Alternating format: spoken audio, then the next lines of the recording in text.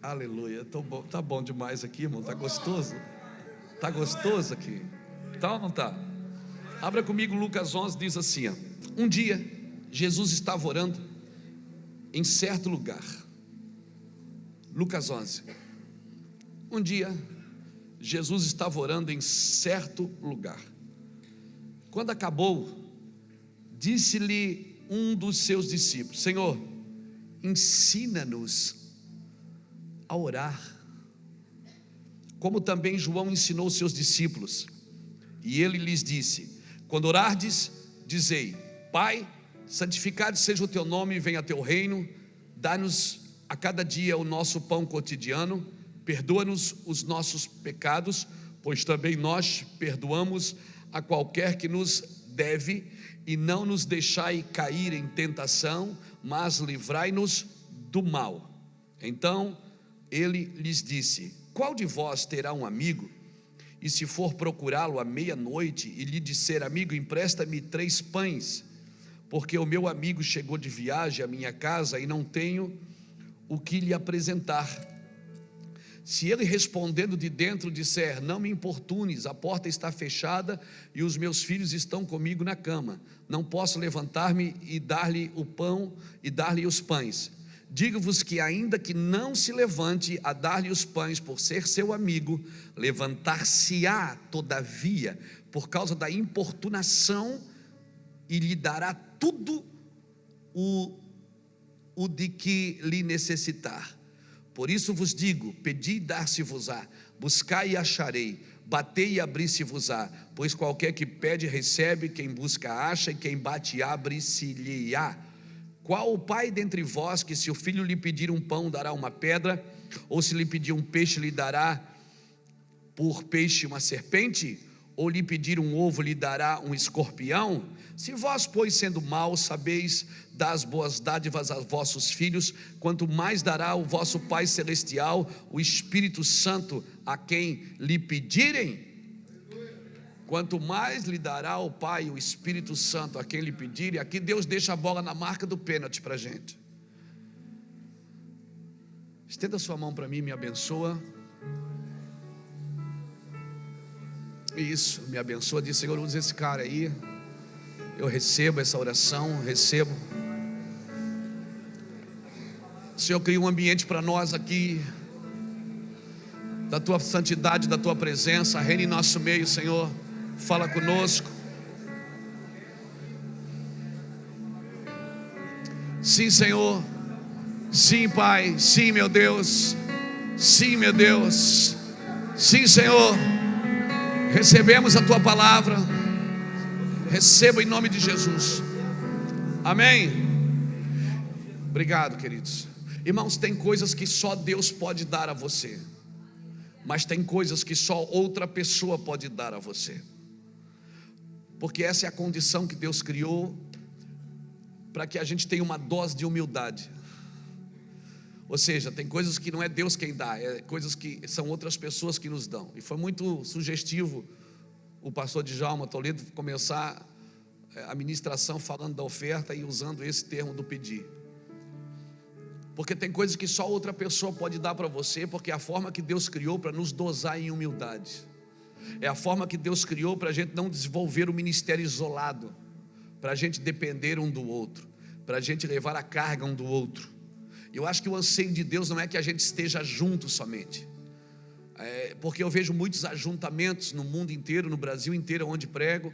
Eu vejo muitos ajuntamentos, pessoas se juntam toda semana. Conferências como essa deve ter hoje, muitas delas, nesse exato momento, deve ter outros retiros de pastores acontecendo. Então nós não temos necessidade de estar juntos, nós temos uma necessidade de ser um, porque o anseio de Cristo não é que estejamos juntos, é que sejamos um, assim como eu e o Pai somos um.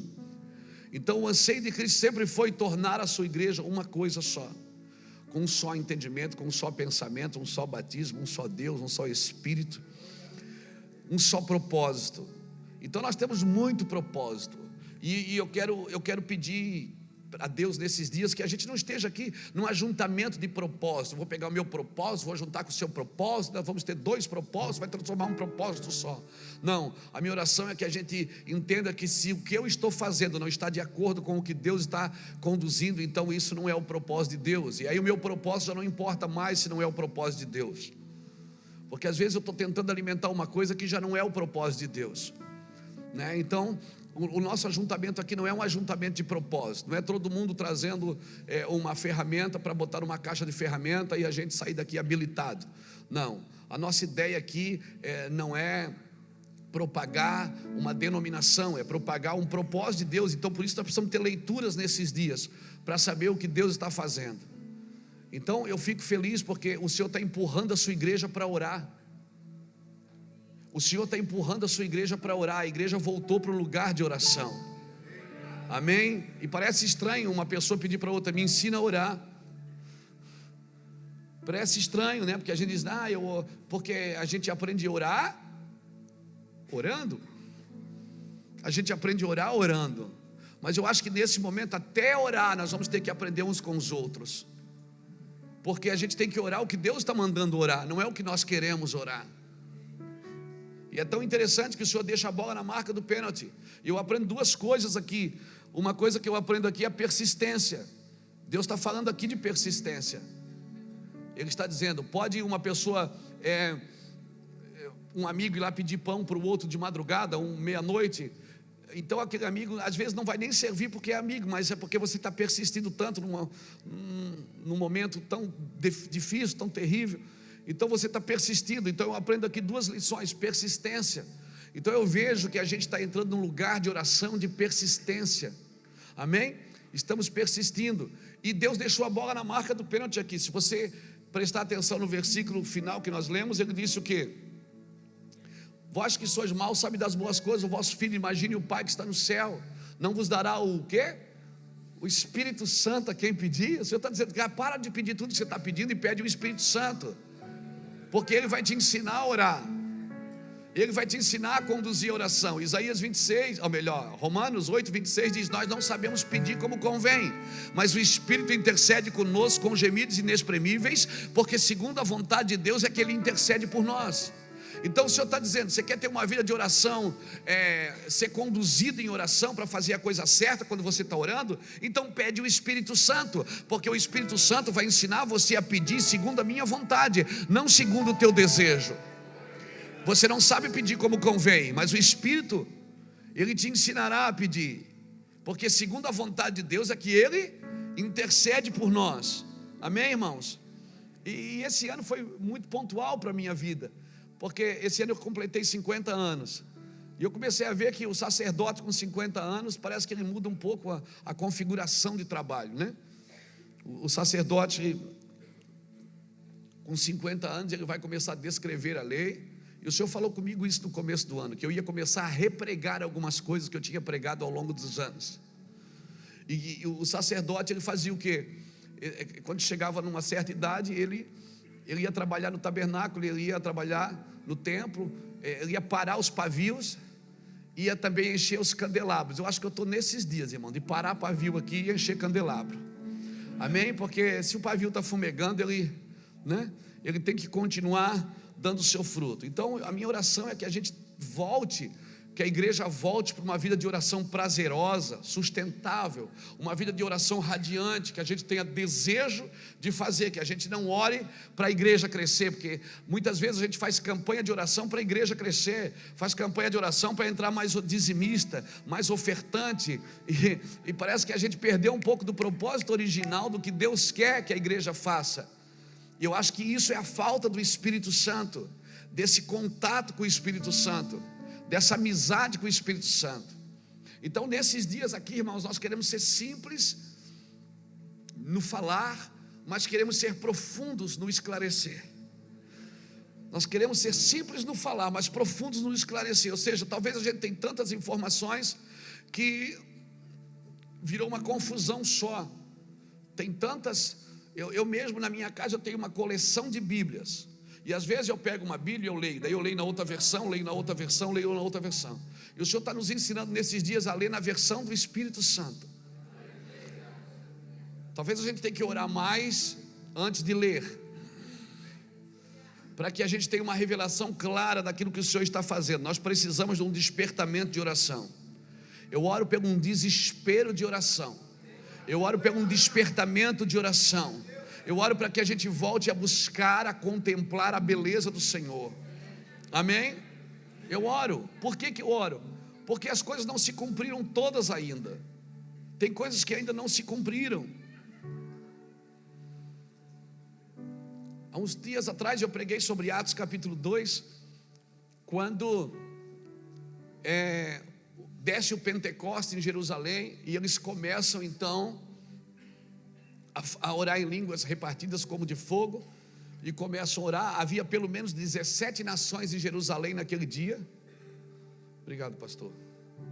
Havia pelo menos 17 nações em Jerusalém naquele dia. E a Bíblia diz que foi tão interessante que cada um entendeu no seu próprio idioma o que estava acontecendo. Doideira isso, mano.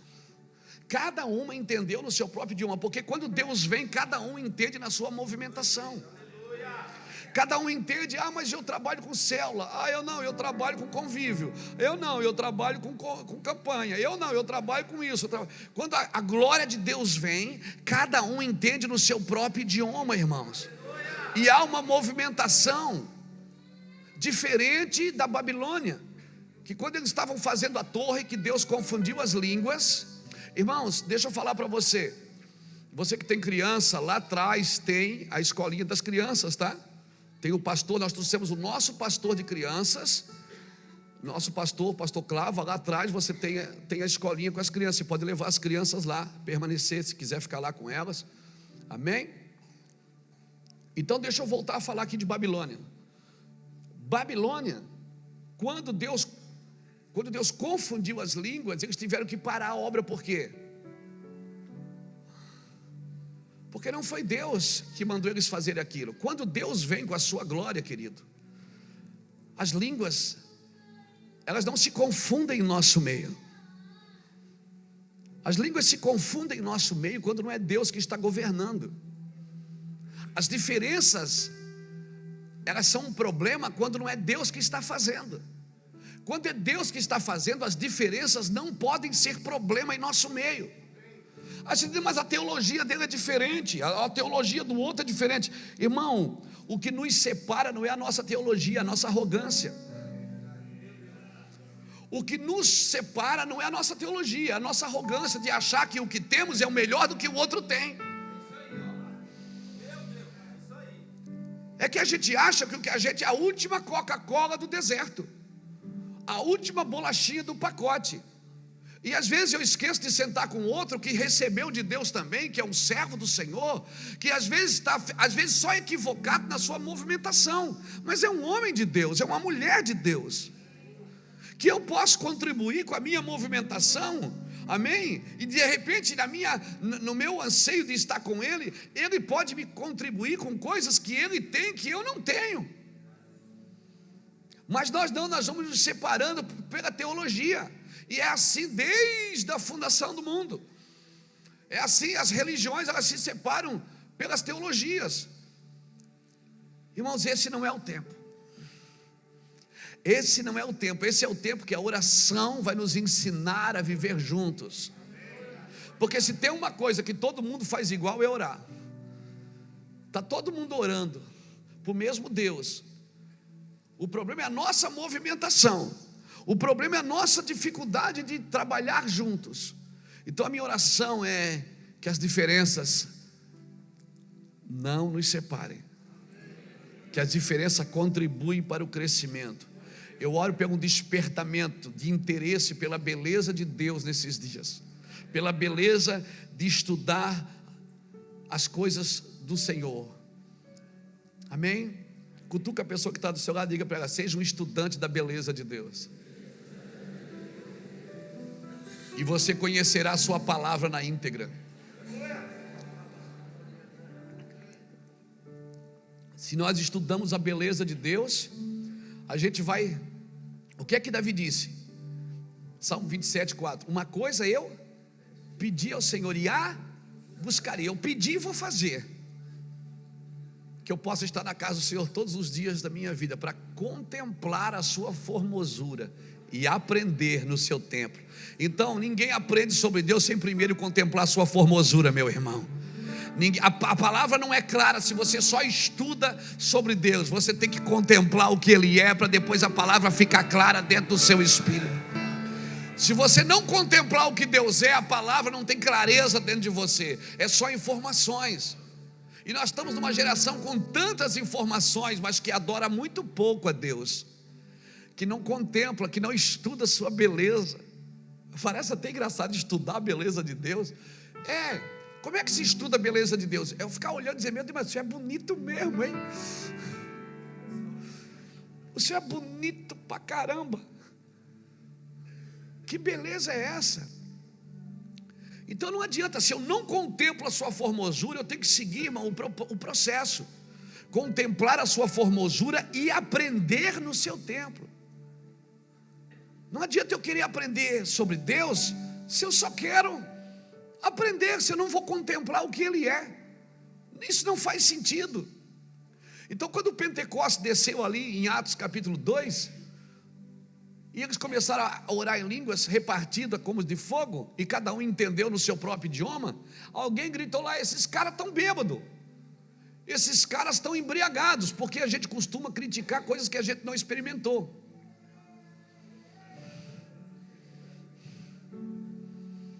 A gente costuma criticar algumas coisas que a gente não experimentou. Evangelho é escândalo, querido. Evangelho é loucura.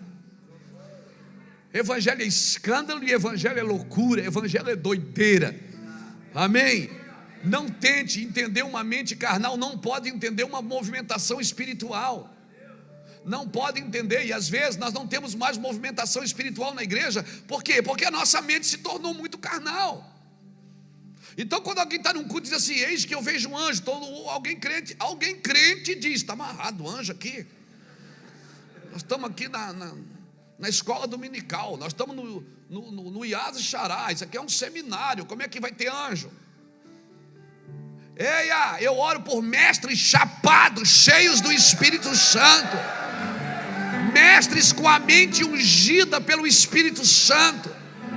Eu oro por mestres, sim, desequilibrados. Sim, eu oro por isso. A minha oração é que os mestres voltem, mas não voltem intelectualizados, voltem cheios do Espírito. Homens cheios do Espírito. Irmãos, quem é que mais ensina sobre a ceia no Novo Testamento? Quem é que mais ensina sobre a ceia na Bíblia? Paulo estava na ceia.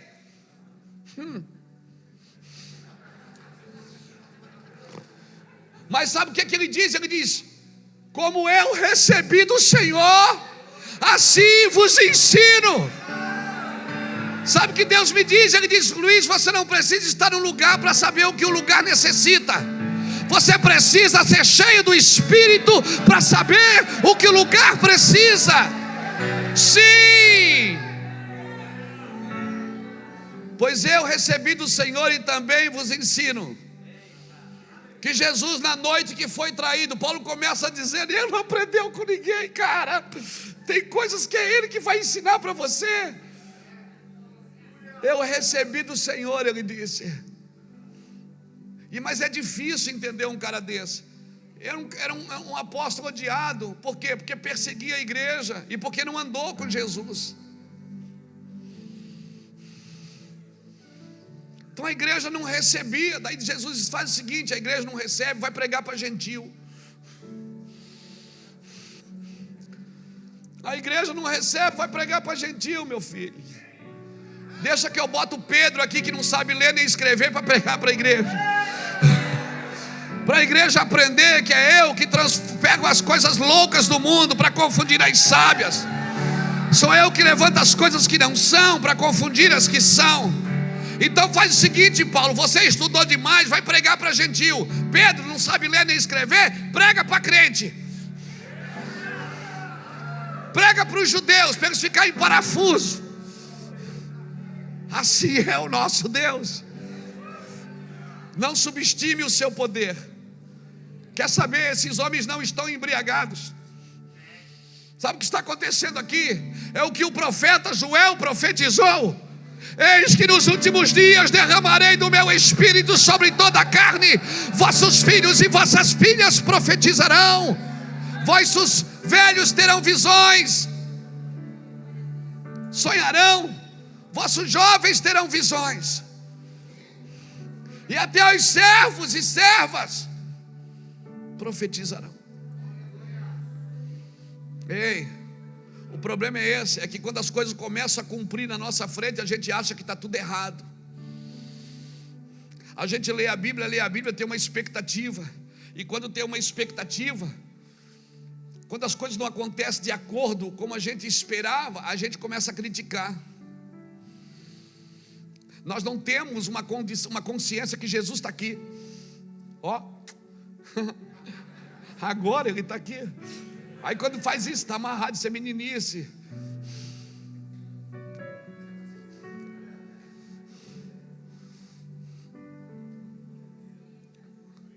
Tem alguma condição nossa que precisa cair, irmão. Jesus chega em Betânia, Lázaro havia morrido. Jesus chega, Marta olha para ele e diz: se o Senhor estivesse aqui, meu irmão não teria morrido. Marta joga ele lá no passado, diz: o Senhor chegou tarde. Aí ele diz: Marta, teu irmão vai ressuscitar. Ela disse: eu sei, no último dia. Ela joga ele lá no futuro. E Jesus disse: Marta, olha aqui, eu sou a ressurreição da vida. Marta, olha aqui, eu estou aqui agora. Se nós não tivermos uma consciência da presença, nós não temos uma conduta de santificação. Se nós não tivermos uma consciência da presença, nós não temos uma vida de oração. Nós temos um momento que a gente ora, mas não temos uma vida contínua de oração. Uma vida de conviver com Ele. Por quê? Porque não temos uma consciência da presença. Olhamos para a Bíblia como um livro de história ou como um livro de esperança, mas não olhamos como um livro de realidades. A Bíblia é um livro de realidades, e toda vez que eu abro, ele salta. A sua glória deveria saltar, e eu deveria ter esperança naquele dia, para que se cumprisse algumas coisas naquele dia. Mas muitas coisas que se cumprem na minha vida, eu não celebro porque não veio do jeito que eu esperava. Eu tenho uma expectativa de como vai se cumprir, não do que vai se cumprir. Eu tenho uma expectativa de como eu desenho na minha mente carnal como que vai acontecer. Então a gente recebe uma profecia: filho meu, eu que te digo. Nós estamos ainda que nem José, a gente tem um sonho que os feixes de trigo vão se dobrar diante de nós, mas a gente não fez a conta de quantos anos eu vou ter que esperar e passar e sofrer e suportar para que isso aconteça. Aleluia. Nós somos bons de expectativas, mas nós somos ruins de desfrutar da realidade. Então a minha oração é: Senhor, ensina-nos a orar. E Ele vai dizer: filho, pede o Espírito Santo, Ele vai te revelar o que você está acontecendo aí. O Espírito Santo vai ensinar você a viver comigo. O Espírito Santo vai ensinar você. E pastor, mas a gente está orando. Irmãos, veja bem, Jesus morreu na Páscoa, foi? Foi na Páscoa que Jesus morreu?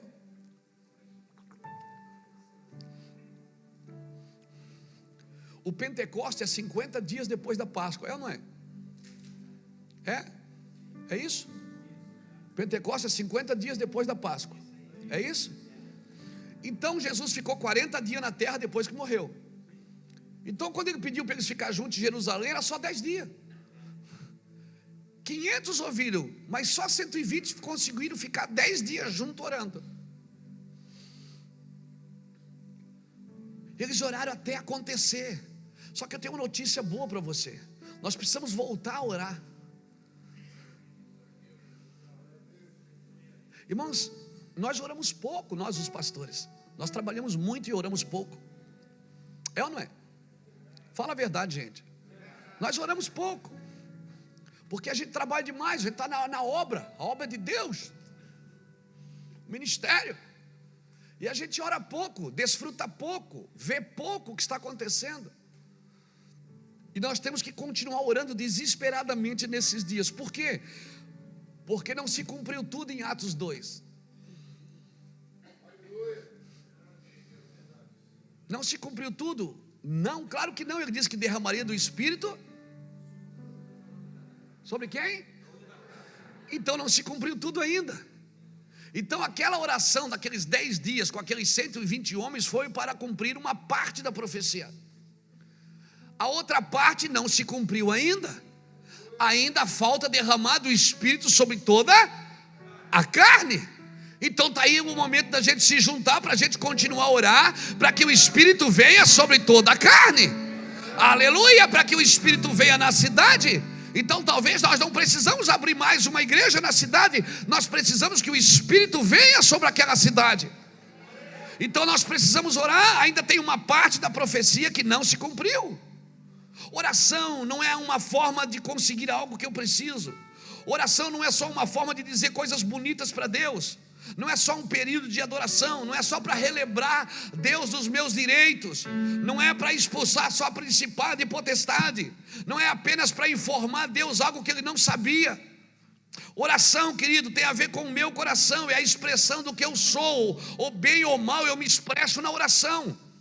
Ou sendo um homem bom ou um homem mau, a oração vai expressar quem eu sou. E ela vai me curar. A oração, ela tem poder de transformar. O Senhor tem falado isso conosco. Eu aprendi isso essa semana, lá em Belo Horizonte. A oração, ela transforma impacto em impulso. A oração, abra comigo Atos 16:16. Impacto e impulso.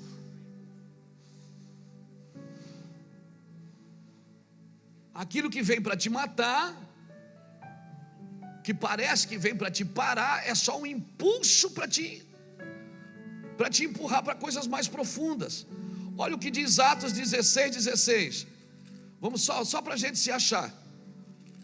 Atos 16:16 diz assim, ó. Versículo 16, só vamos ler o 16. Indo nós ao local de oração, saiu-nos ao encontro uma jovem que tinha o espírito de adivinhação, na qual adivinhando dava grande lucro aos seus senhores. Esta seguindo a Paulo e nos clamava dizendo: estes homens que anunciam o caminho da salvação são servos de Deus Altíssimo. E ela fez isso por quanto tempo? Muitos dias. Onde é que Paulo e Silas estavam indo? No caminho de oração. Eles estavam indo para onde? No caminho de oração. Irmão, o diabo, ele conhece a tua rotina, mas não conhece o teu propósito. E o diabo vai sempre trabalhar na tua rotina para te tirar do propósito. Porque a tua rotina ele conhece. Ele fazia isso muitos dias. O diabo conhece a tua rotina, mas não conhece o teu propósito. Então você tem uma rotina evangélica, uma rotina de um pastor. Você acorda de manhã, né? Toma água de coco, come 2 panquecas com ovo caipira, depois vai correr 8 quilômetros no seu condomínio, depois anda 2 horas de bicicleta. Não? Tem alguma coisa errada com a gente, então. Ah, não? Então tá. Satanás conhece a tua rotina, e o trabalho do diabo, ele vai interferir na tua rotina para te tirar do propósito. Paulo e Silas estavam indo aonde? Aonde? No lugar no meio do caminho, todo dia tinha uma jovem que dizia: meu Deus, que homem abençoado, tira uma selfie comigo, meu Deus, que homem querido, que homem abençoado, que pregador, que coisa linda, que maravilha. Isso, é a primeira promoter da Bíblia. E aí vai. Aí Paulo e Silas, Paulo diz, para e diz: cala a boca, diabo. Pronto, aquele dia mudou a rotina. Aquele dia eles foram para onde? Na cadeia. Foram presos. O que é que eles fizeram na cadeia? Meia-noite fizeram o quê? Oraram e cantaram hinos ao Senhor. Ou seja, mudou a rotina, mas não mudou o propósito. Eles estavam indo aonde? Ao lugar de oração. O diabo entrou no meio, tirou da rotina. Eles podem tirar da rotina, mas o propósito eu não mudo. O propósito é o mesmo. Quer na rádio, na televisão, quer em Alphaville, quer em Alfavela, quer na igreja grande, quer na igreja pequena, quer de terno e gravata ou quer de tatuagem. O meu propósito eu não mudo. Muda a rotina, mas não muda o propósito.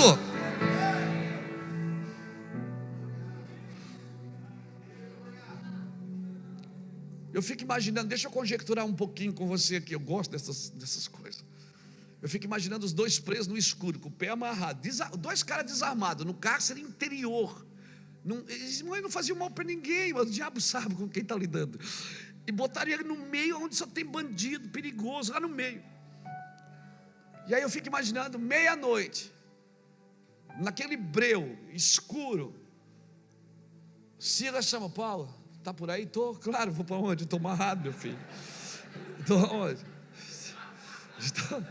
Ele diz: rapaz, que difícil, e agora o que a gente vai fazer? Eu fico imaginando Paulo olhando para Silas, assim naquele escuro, dizendo assim: Silas, o que a gente ia fazer?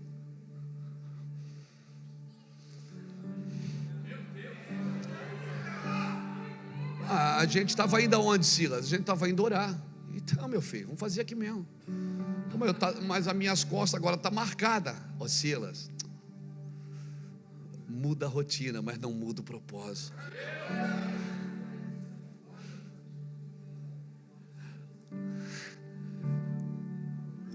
Deus nunca perde o propósito. Você não deveria perder também, porque mudou a rotina. Ensina-nos a orar, Senhor, sem perder o propósito. Ensina-nos a orar, Senhor Deus, a clamar com a mesma intensidade, no meio da dor, no meio da dificuldade, Senhor. Ensina-nos a viver nessa intensidade, Senhor Deus. Que mesmo que mude, Senhor Deus, o nosso ambiente, mas não mude. Não mude, Senhor. Nos dias difíceis, por isso que a Bíblia é clara: lembra-te do teu Criador antes que venham os dias maus. Porque no dia mau você tem no que lembrar, você tem aonde estar firmado. Vai ter dias maus na sua vida, e esse impacto é só para gerar um impulso para você crescer. Esse impacto é só para gerar um lugar para você crescer. À meia-noite eles começaram a cantar. Talvez se eles fossem para o lugar de oração, lá não tinha portas que precisavam ser abertas. Portas que precisavam ser abertas estavam na cadeia. Então às vezes Deus precisa dar uma ajudinha para a gente. Ou seja, a gente está tão habituado numa rotina evangélica, que Deus diz: eu vou ter que criar uma situação, eu tenho que provocar você, para você abrir portas em lugares que você nunca abriu antes, que você nunca entrou antes. Deus está provocando a gente, Brasil. Deus está nos provocando. 2 Crônicas capítulo 7, versículo 14, é o versículo preferido dos cristãos. Se o meu povo, que se chama pelo meu nome, se humilhar e orar, é tema de congresso, é tema de retiro. E a gente gosta de humilhar e orar e buscar minha face, converter, mas a gente não lê o 13. Aí você lê o 13, você assusta. Está escrito assim: quando eu cerrar os céus e não houver chuva, quando eu enviar o gafanhoto para que consuma o produto da terra, ou seja, vocês não vão ter colheitas. Quando eu enviar peste no meio do meu povo, peste, é Deus que está falando, ponto. Versículo 14: se o meu povo, que se chama pelo meu nome, o Senhor está dizendo o seguinte: eu vou ter que provocar vocês estão muito quietos. Eu vou ter que criar uma situação para provocar vocês.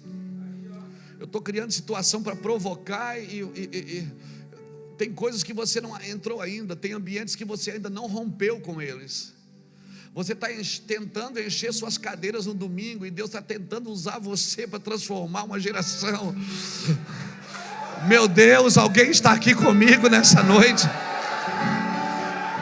Estamos tentando fazer evangelismo para trazer gente para a igreja, e Deus está dizendo: eu quero usar você para transformar sua cidade, sua geração.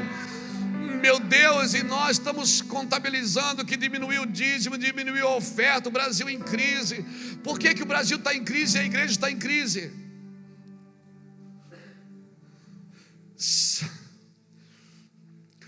Se o Egito está em crise, a igreja não pode estar em crise. Se nós estamos em crise também é porque a nossa oração não está no propósito de Deus, está nos nossos interesses pessoais.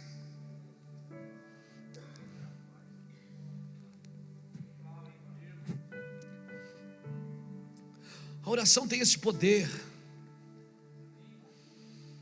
O propósito daquele dia era salvar a família de um carcereiro. Não era ir para a igreja, era ir preso. O propósito daquele dia não era ir para a igreja, era ir preso. Aí a gente diz, Deus me usa. Aí a gente escolhe o ambiente que quer ser usado. E Deus diz, ok. Aí a gente acabou o templo. Lembra quando Salomão acabou o templo? Você lembra disso? Reis 8, 1 Reis 8. Está na Bíblia. Quando eles acabaram o templo, aí Salomão vai lá e dedica o templo ao Senhor, chama os sacerdotes. Eles dedicam o templo ao Senhor, não é? Eles chamam o Senhor. Eu dedico agora, nós dedicamos, isso aqui é teu, é tudo, Senhor, é tudo teu isso aqui, ó. Nós damos tudo para o Senhor. Aí o Senhor disse, tá bom, é a glória do Senhor veio. Aí os sacerdotes que iriam ministrar, o que é que acontecia com eles? Eles caíam. Eu sempre achei que eles caíam da glória de Deus, era muito avivamento, cheio. Aí Deus diz, não, você dedica uma coisa para mim e depois você quer ministrar. Você dedica uma coisa para mim, você tem que deixar eu ministrar. Aí você pega a sua vida e diz que agora a minha vida é sua, Senhor. Te dou meu coração, te dou minha alma. Aí Deus diz, ok, ele entra e a gente quer ministrar. Deus diz, ei, se você dedicou algo para mim, você não precisa mais pôr a sua mão. Tem algumas coisas que não fazem mais sentido no meio da igreja.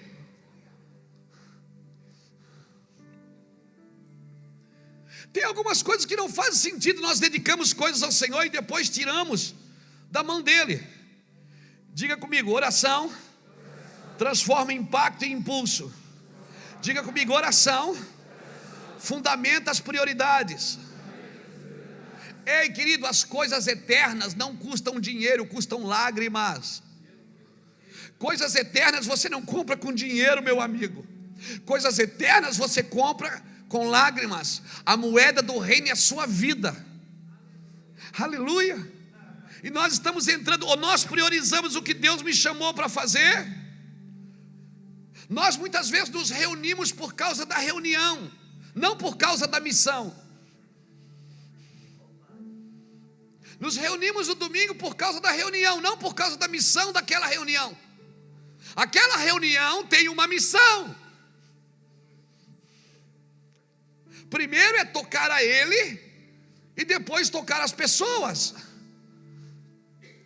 E às vezes nós trabalhamos para que a reunião seja perfeita e não cumprimos a missão daquela reunião. Nós precisamos entender algumas coisas, irmãos, senão nós vamos ficar andando em círculos. E nós só vamos entender isso pela oração. Nós vamos precisar orar mais junto. Eu sonho com congressos de oração. Amém? Não com campanhas de oração para ganhar coisas, mas assim, a gente orar até Ele cumprir o que está escrito.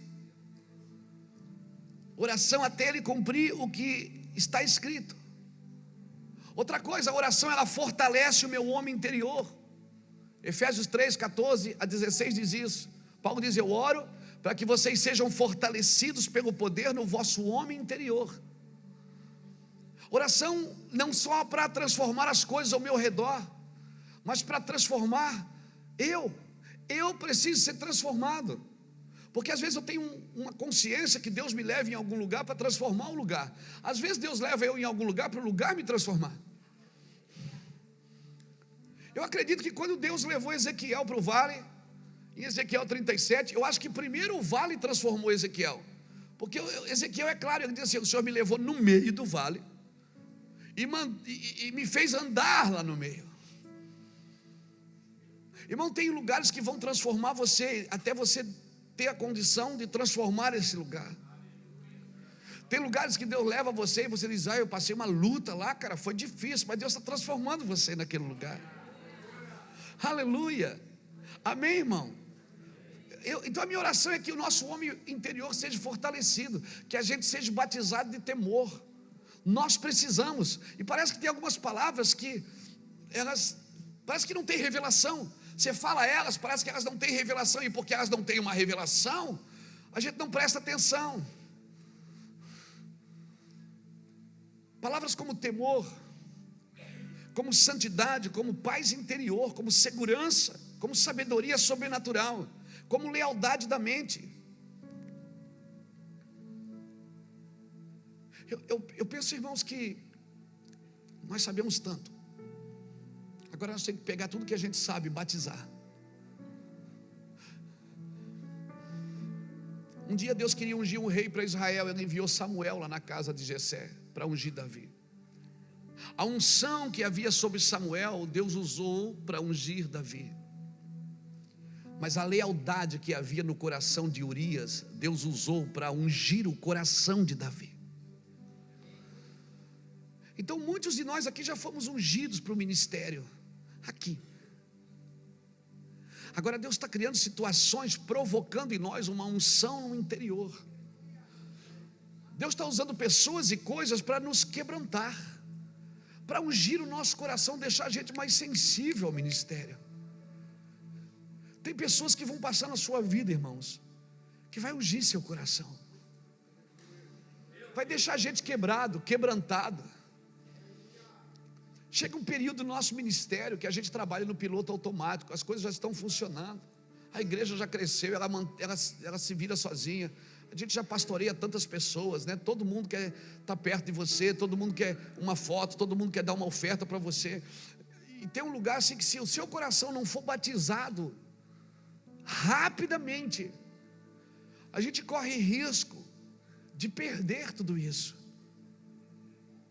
A unção para o ministério, ela precisa estar em lágrimas, banhada em lágrimas. Nós precisamos voltar, irmãos, a criar altares de intercessão, altares de intimidade com o Senhor, pedir para o Senhor: Senhor, nos toca. A oração me mantém em segurança em qualquer ambiente. Irmãos, uma geração morreu no deserto porque preferiu a segurança do Egito do que a revelação do lugar que eles tinham que entrar. Uma geração morreu no deserto porque preferiu voltar para um lugar de segurança, ao entrar num lugar de revelação, que Deus estava com eles, Deus tinha prometido. Tem alguns de nós que estamos aqui nessa noite, nesses dias, nesse retiro, que às vezes a gente quer voltar para um lugar que a gente fica pensando, às vezes eu fico vendo pessoas conversar, elas dizem assim: aquele tempo que era uma igreja boa, aquele tempo que a gente ia na igreja, meu Deus, aquilo que era igreja. Não, a igreja é agora. O problema é que a gente está transferindo princípios, a gente está transicionando princípios. Princípios não transicionam. Num tempo de transição é perigoso, porque a gente acha que tudo pode transicionar. Não, os princípios de Deus são os mesmos, eles não mudam. O que está mudando é a nossa movimentação, não os princípios, os fundamentos. Então eu não posso morrer no deserto tentando voltar para um lugar seguro, porque eu já estive ali e me mantive seguro. Tem gente que agora prosperou. Eu vejo daqui, eu tenho visto uns prósperos aqui, aleluia. Tem gente que prosperou e agora que ele está próspero, ele está angustiado. Está tomando remédio para pressão, está tomando remédio para o coração, porque agora que ele está lidando com as riquezas, ele está morrendo. Ele diz: pastor, só que eu queria mesmo, eu queria perder tudo, voltar para a vida. Eia!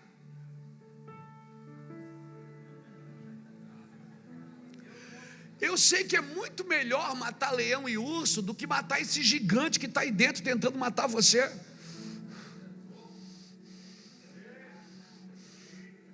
Então é muito melhor a gente ficar matando leão e urso aqui fora do que agora. Aí o papo da igreja é: rapaz, aquele irmão, depois que prosperou, ele desviou, você viu? Irmão, o dinheiro, a fama, o sucesso não desvia ninguém, só revela. Porque se você é um homem bom, se seu ministério cresce, cara, você vai ficar melhor.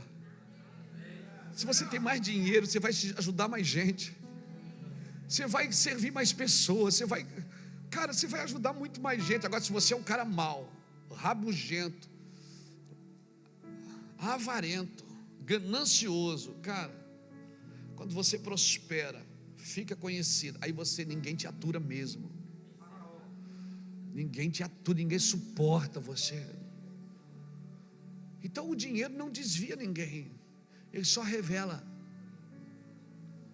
E às vezes Deus faz isso com a gente. Deus nos dá para depois nos provar. É ou não é? Você estava lá com a igreja pescando a noite inteira, não pegava nada.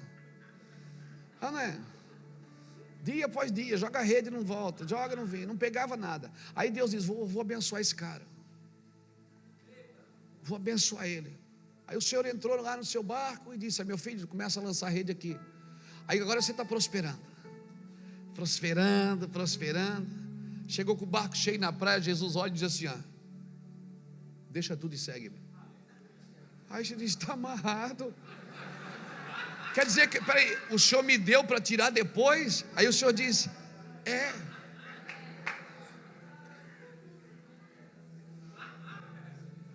não faz sentido, Deus. Não faz sentido para você. Porque às vezes eu fico pensando com Jesus, que a minha cabeça pensa muito.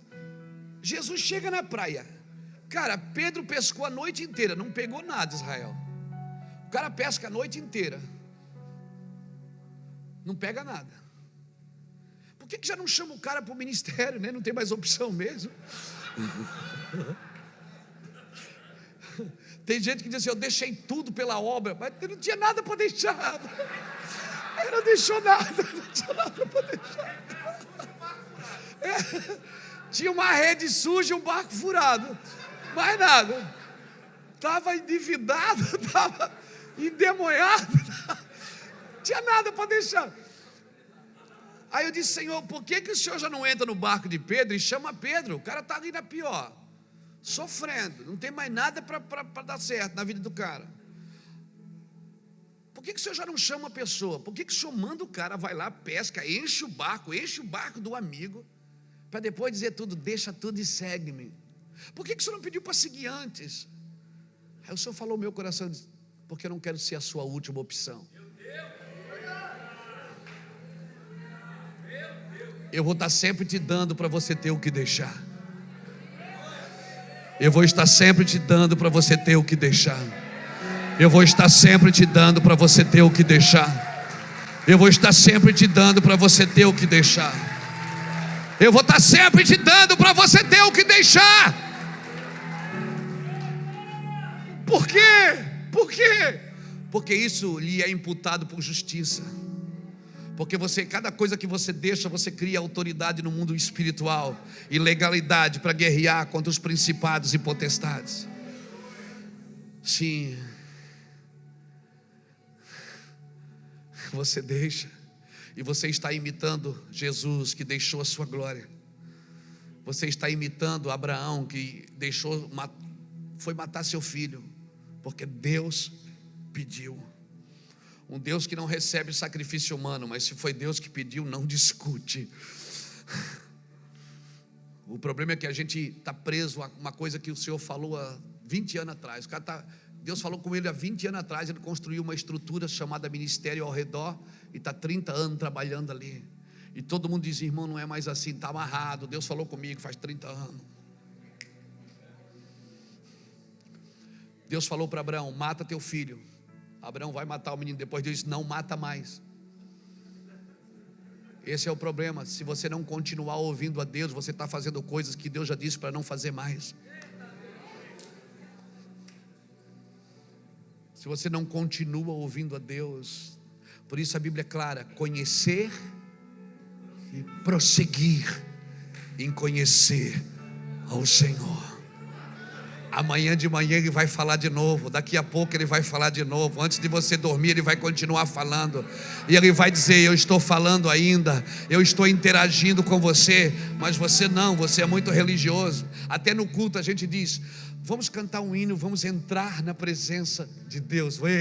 Você só precisa entrar no lugar se você saiu dele, irmão.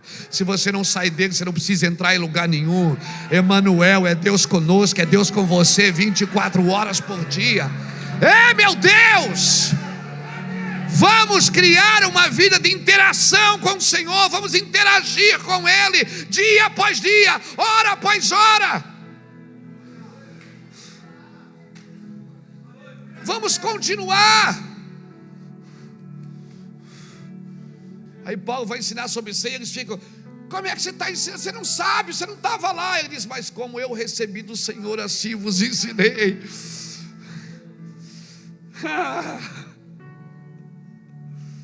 Ele está falando com sua igreja, com o seu povo. Oração me ensina a lidar com a honra.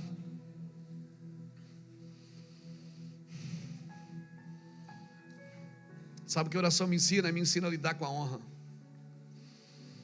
E se você ainda escolhe pessoas para honrar, você ainda não entendeu o que é honra. Aleluia. Porque honra eu tenho que dar a todos. A quem honra, honra. Há pessoas que têm dupla honra. Primeiro, por que ela tem dupla honra? Porque primeiro ela tem honra porque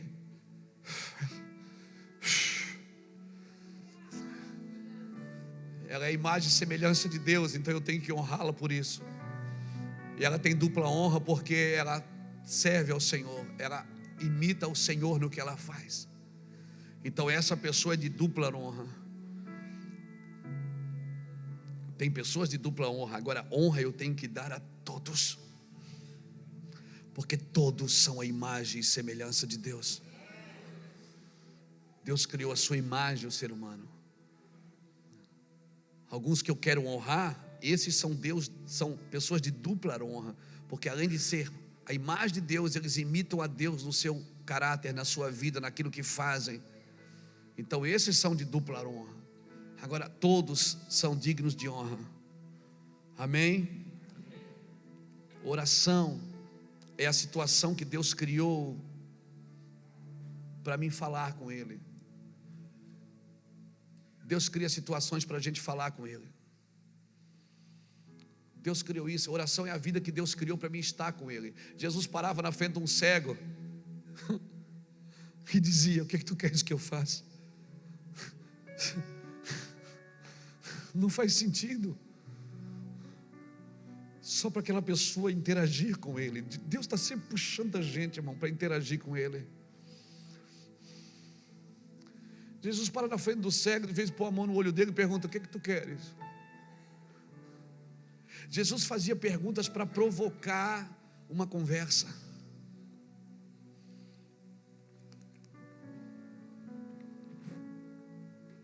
Quando Deus faz perguntas para você, não é para você abrir a Bíblia e responder teologicamente.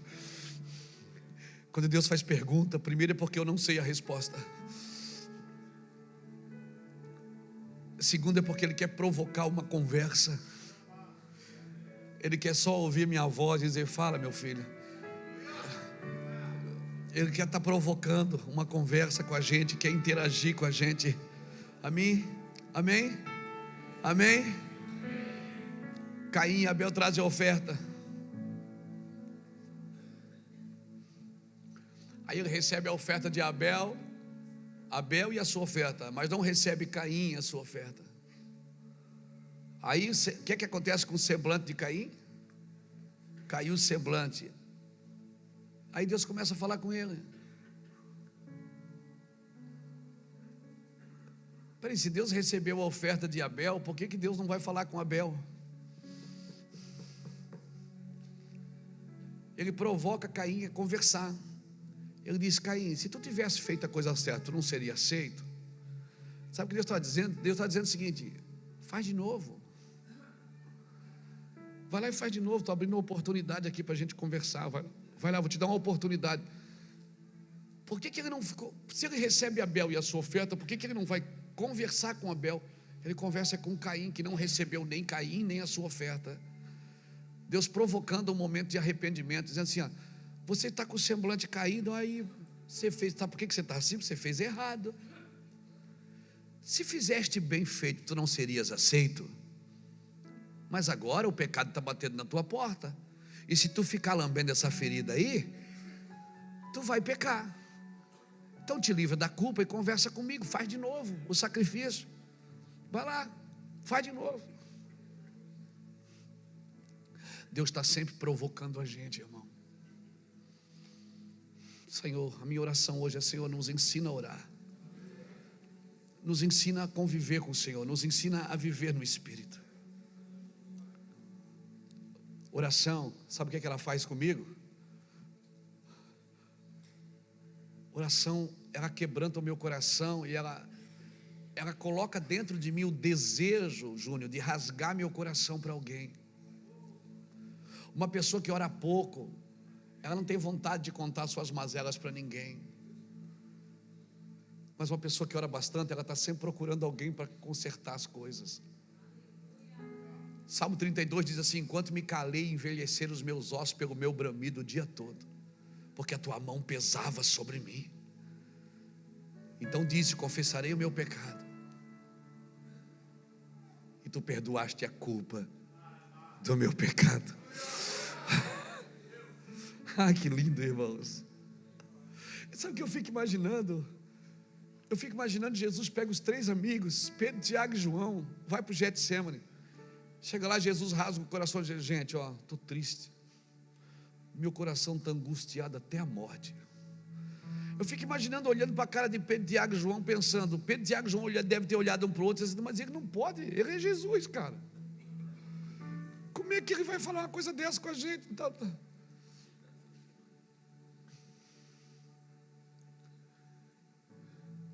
Se o próprio Jesus chama os seus amigos para abrir o coração, dizer: eu estou angustiado até a morte, me ajudem, me ajudem.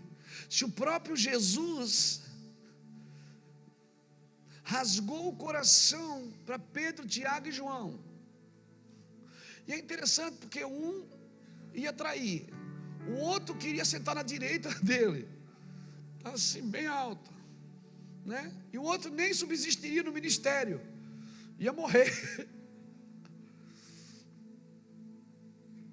Se o próprio Jesus rasga o coração, minha alma está abatida, os discípulos devem pensar: mas meu Deus, ele é meu pastor, meu líder, como é que ele está abatido? Não, está amarrado.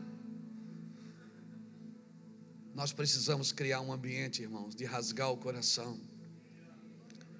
Nós precisamos criar um ambiente de rasgar o coração para os amigos. Nós precisamos desesperadamente de amigo que pare a gente. E isso você alcança na oração. Irmãos, quando Batseba estava tomando banho, que Davi deu uma olhada para ela assim, Davi consultou: quem é aquela mulher? Irmão, se tivesse um amigo perto ali, que Davi dissesse: quem é aquela mulher? E fosse amigo, o cara ia dizer: cala a boca, Davi, pelo amor de Deus, nem pensa nisso, está amarrada, essa aí é a mulher de Urias, cara. Não, só perguntei, né? Deus me livre, sangue de Jesus tem poder. Não, eu só estou.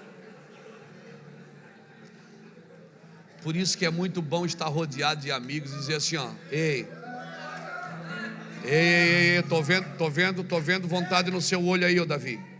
Davi, tá amarrado, cara, essa mulher, tu é doido, é? Por isso, irmãos, se rodeie de amigos que você pode rasgar o coração, não de puxa-saco, que concorda com tudo que você faz e para tudo onde você olha. Se rodeie de amigo, não de puxa-saco, que facilitam as coisas para você. Esses são dias de amizades profundas, amizades estabelecidas na oração. Amizades que é você que tem que entrar. Se ele chamasse amigo, que falasse no coração dele, irmão, hein? Naamã para na frente da casa de Eliseu. Eliseu nem vai atender ele. Eliseu mandou recado: manda ele mergulhar 7 vezes lá no Jordão. Eu fico imaginando, Naamã deve ter dito: tá amarrado, esse cara é doido, cara.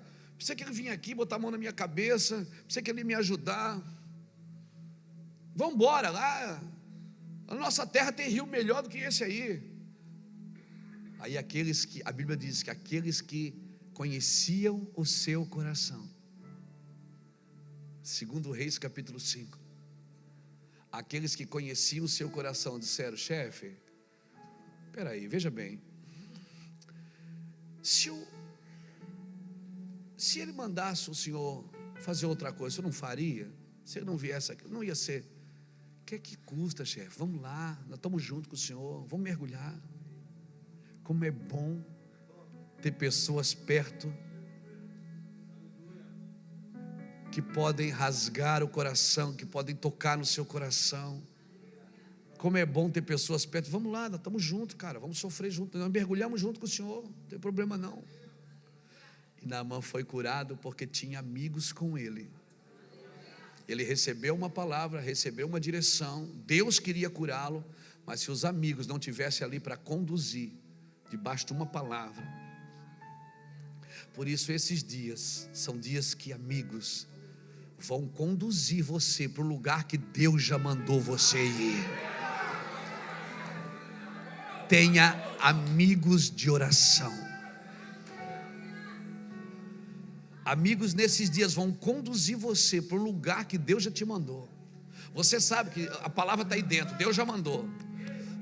Mas como você não vê saída, não, o amigo vem e diz: não, vamos junto. Você tem a palavra de Deus? Tem, estou junto. Você tem uma palavra? Tem, estamos juntos. Irmãos, quando nós começamos o ministério, o pastor Lapa está aqui, eu quero honrá-lo por isso. Às vezes eu falava umas coisas, o Lapa olhava para mim e disse assim: Deus falou contigo? Eu digo: falou. Ele disse: Luiz, falou mesmo? Eu digo: falou. Estou junto. E nós entramos em muitos lugares, irmãos, porque tinha alguém sempre que me impulsionava a entrar nesse lugar. E assim, às vezes você não entra em alguns lugares, se dá uma desanimada, você tem uma palavra de Deus para estar ali. Se você não tiver um amigo que diz: eia, bora nós! E esses não são amigos que você conquista em outro lugar que não seja na oração. Amigos que oram juntos, que choram juntos pela mesma causa.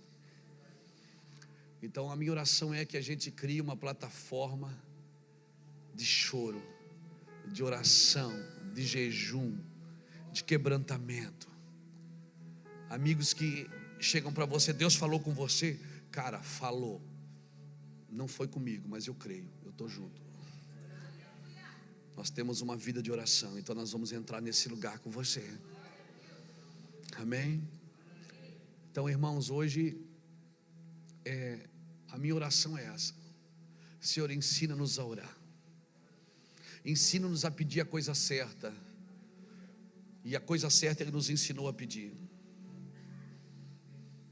o Espírito Santo. Eu fico olhando que quando José, o filho de Jacó, tinha aqueles sonhos, ele falava para os irmãos, falava para o pai. E a Bíblia diz assim, que José guardava tudo no coração. Gênesis 37, 11. Maria via Jesus se movendo, e a Bíblia diz que Maria guardava tudo no coração. Maria guardava. Deixa eu perguntar uma coisa para você: o que estamos guardando no coração? Porque se você tem problema de rasgar o coração, é porque estamos guardando coisas que não são de Deus.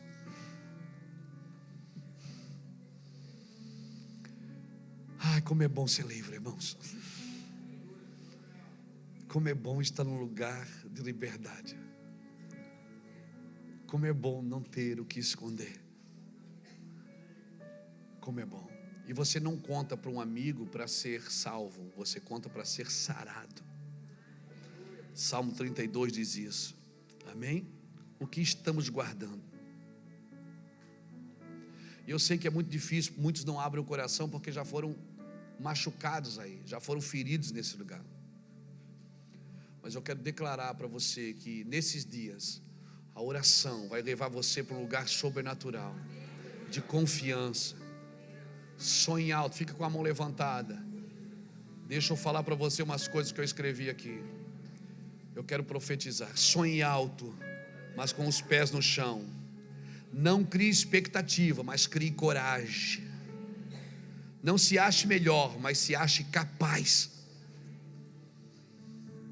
Se errar, pare, respire e recomece. Faça dos seus erros um motivo favorável para você aprender algo. Não ligue se alguém não acredita em você. Muitos não acreditam nem em Deus, mas Ele continua sendo Deus.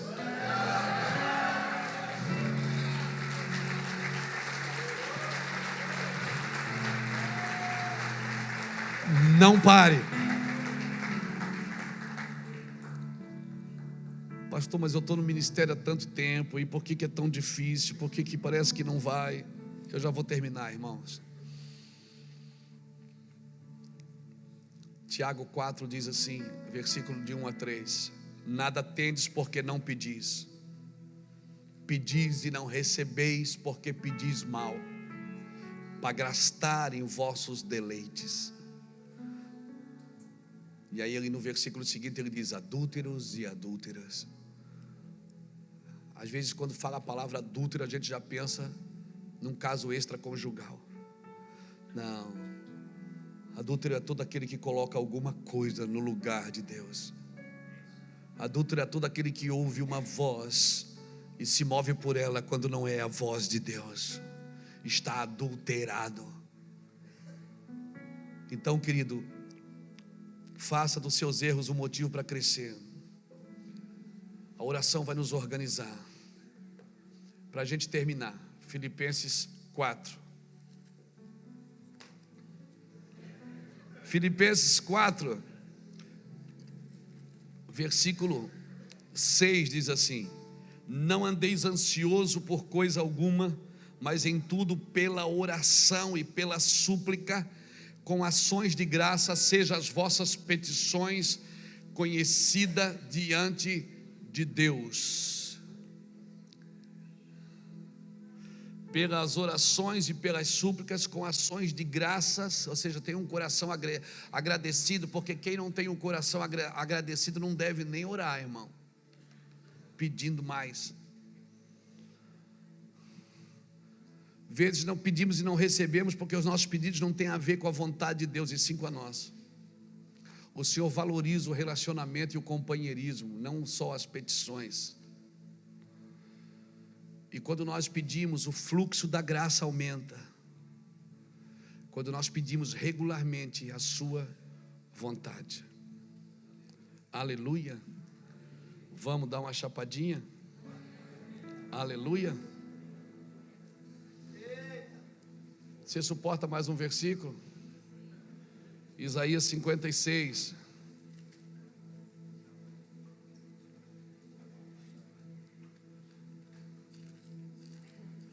Isaías 56 diz assim. Isaías 56, versículo 6 diz assim: aos estrangeiros que se chegarem ao Senhor para servirem, para amarem o nome do Senhor, sendo deste modo servos seus, todos os que guardarem o sábado, não o profanando, e os que abraçarem a minha aliança, também eu os levarei ao meu santo monte, e os alegrarei na minha casa de oração. Os seus holocaustos e os seus sacrifícios serão aceitos no altar, pois minha casa será chamada casa de oração para todos os povos. Sabe o que é que o Senhor está dizendo aqui? Serão felizes na casa de oração. Sabe para que Ele está dando essa palavra aqui? para os eunucos e para os estrangeiros. Ele não está dando para os pastores e para os atalaias, porque os pastores, se você ler o capítulo inteiro, os pastores e os atalaias estavam desviados, mas os estrangeiros sentiriam alegria na casa de oração.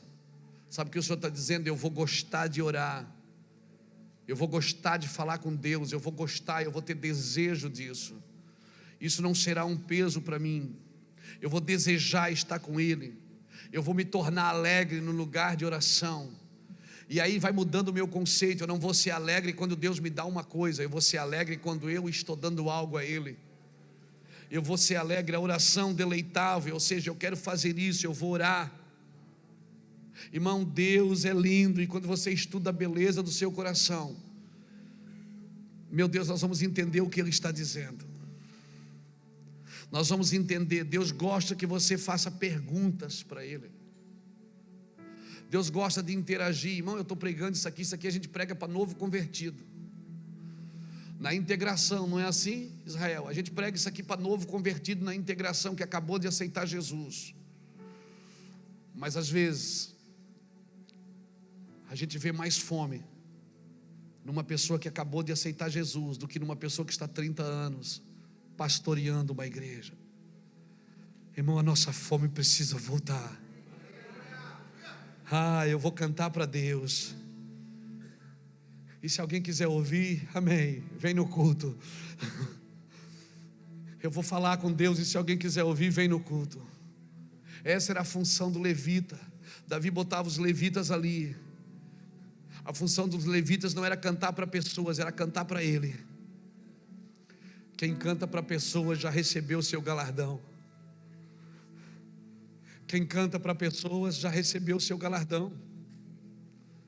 Irmãos, eu não serei um ministro de Deus sem oração.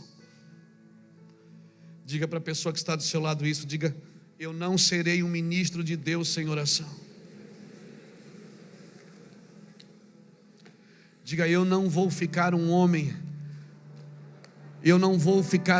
grande na terra para os homens sem oração. Eu não vou fazer nada sem oração. Eu acho que a gente pode orar um pouco agora, não? Eu queria abrir essa conferência dizendo que nós precisamos orar mais. Fique de pé comigo.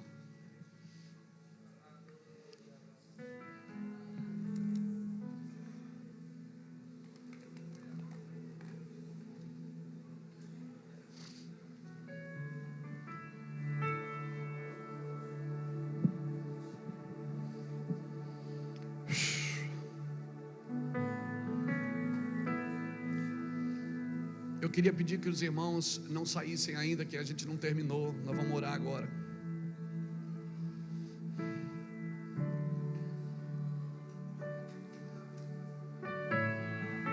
Vamos orar.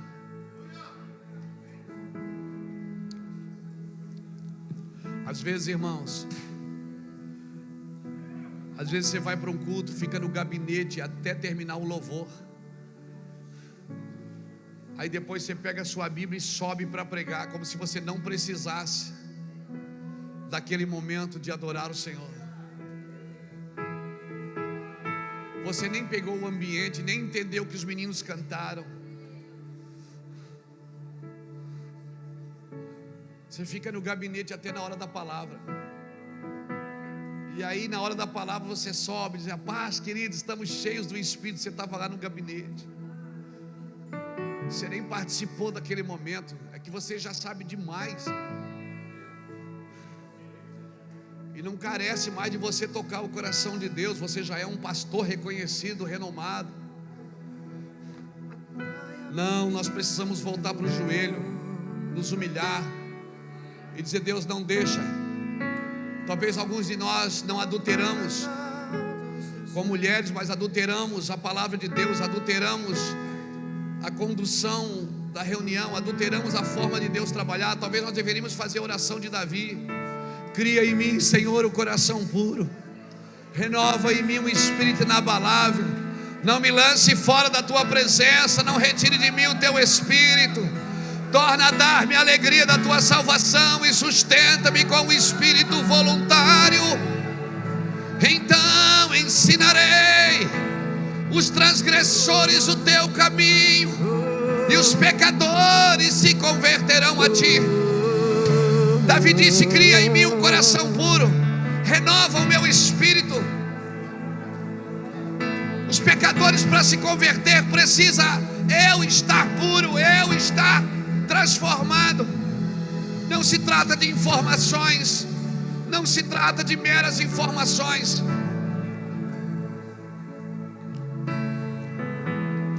Poucos pastores param para ouvir os outros. Às vezes você está pregando, pastores não te ouvem, porque já sabem tudo. Às vezes você diz na igreja: vamos abrir a Bíblia em tal lugar. Alguém já diz: ah, isso aí eu já sei, ele já falou sobre isso. E sai no meio da reunião. Por quê? Porque desvalorizam. Nós entramos num lugar de humilhação e começamos a honrar o que os nossos irmãos carregam. Olhamos lá para o altar: quem é que está falando? Quem é que vai pregar domingo? É fulana. Sabe como se chama isso? Obesidade espiritual. Estamos fartos.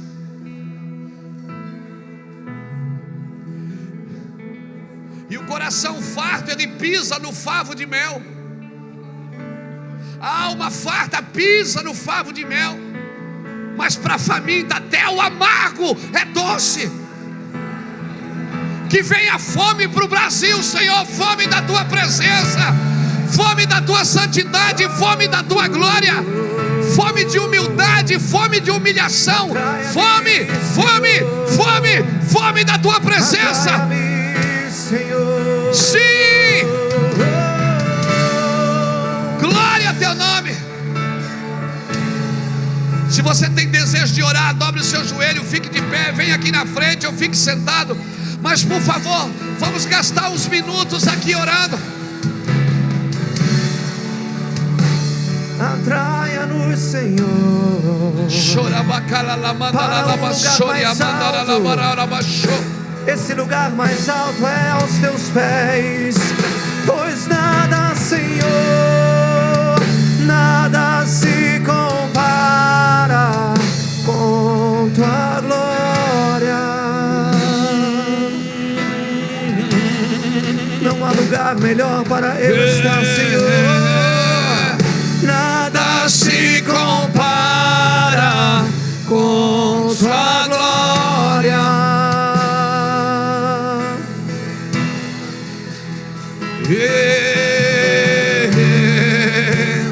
Nada se compara com tua glória.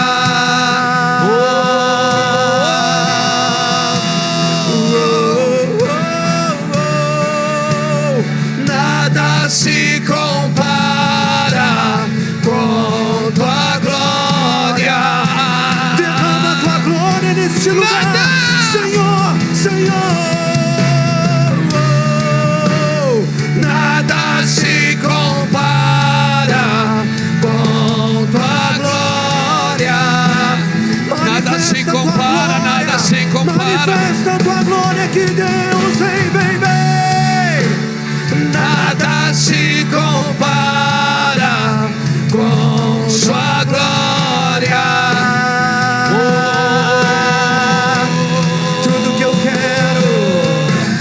Tudo que eu quero é beber de tua glória. Tudo que anseio é comer de tua presença. Meu maior desejo é estar em tua mesa. Como eu te amo, se me convidas, ali que eu quero estar, na mesa da presença, jamais abandonar. Se esse é meu lugar, se esse é meu lugar, és tudo que tenho. Tudo que quero é beber de tua glória. Tudo que anseio é comer de tua presença. Meu maior desejo é estar em tua mesa. Como eu te amo, se me convidas, ali que eu quero estar, na mesa da presença, jamais abandonar. esse é meu lugar, se esse é meu lugar, és tudo que tenho. Tudo que eu quero é comer de tua glória, tudo que eu anseio é beber de tua presença. Meu maior desejo é estar em tua mesa. Como eu te amo, se me convidas ali que eu quero estar, na mesa da presença, na mesa, jamais abandonar. Se esse é meu lugar, Senhor, és tudo que eu tenho.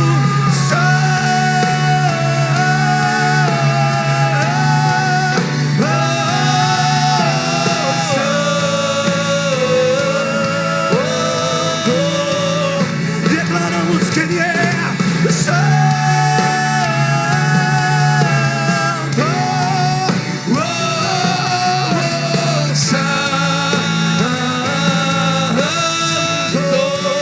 Declaramos que Ele é santo,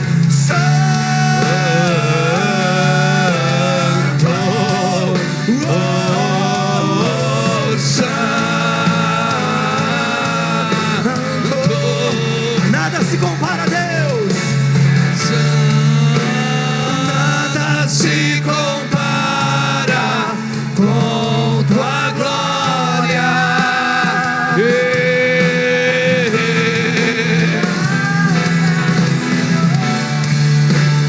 Nada se compara com tua glória. Sim, sim, sim.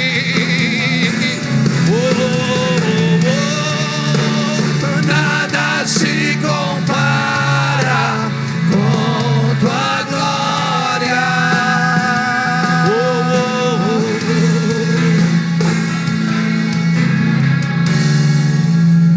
Nada se compara com tua glória.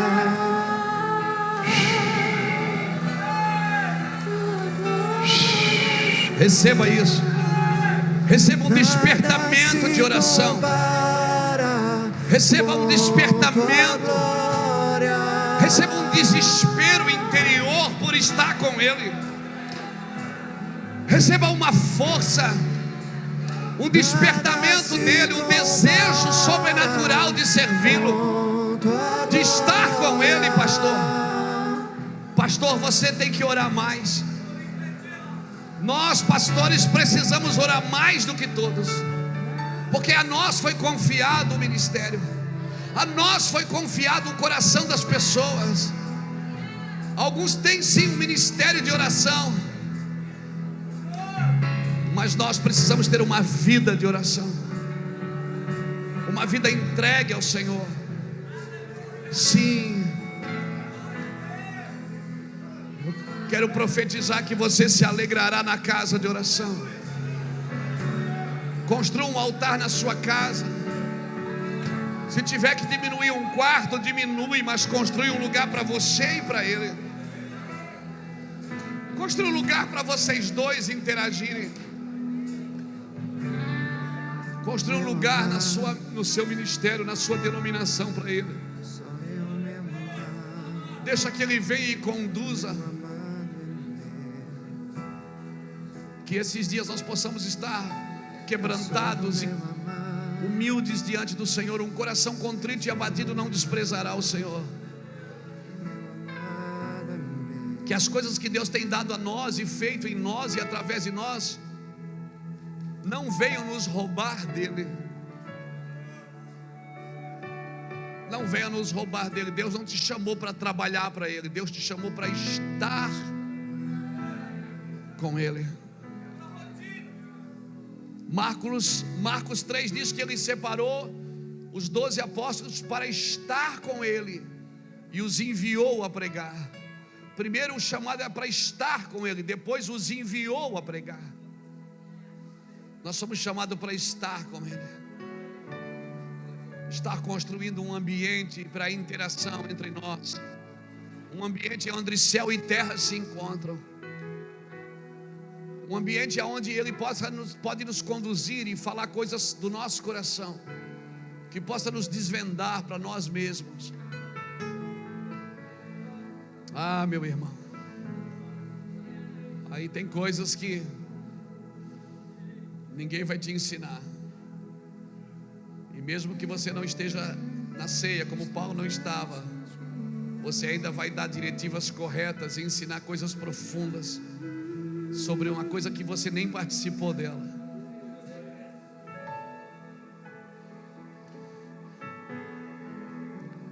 Mestres não são formados em salas de aula. Mestres são formados no coração de Deus. E quando você vai para uma sala de aula, sabe o que acontece? Você vai para descobrir o que Ele colocou em você. Às vezes você dá tanta ênfase ao que os outros disseram, ao que os outros escreveram, ao que os outros falaram, e você não dá ênfase ao que Ele plantou em você, na sua identidade, no seu DNA.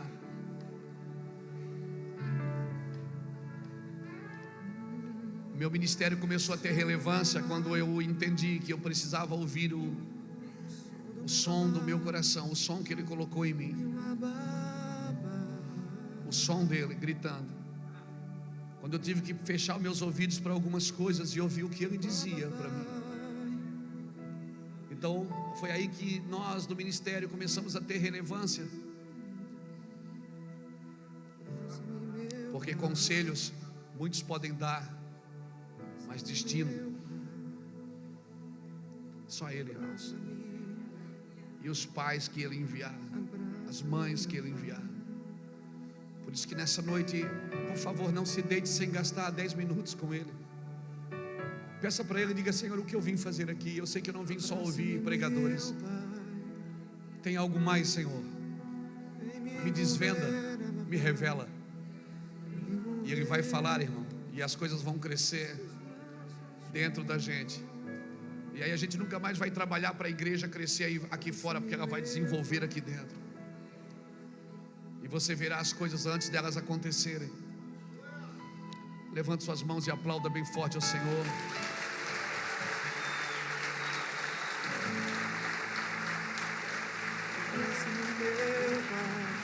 Sim, mergulhe isso, mergulhe. Mistura isso com glória a Deus. Mistura isso com aleluia. Ensina-nos a orar, Rei. Ensina-nos a orar.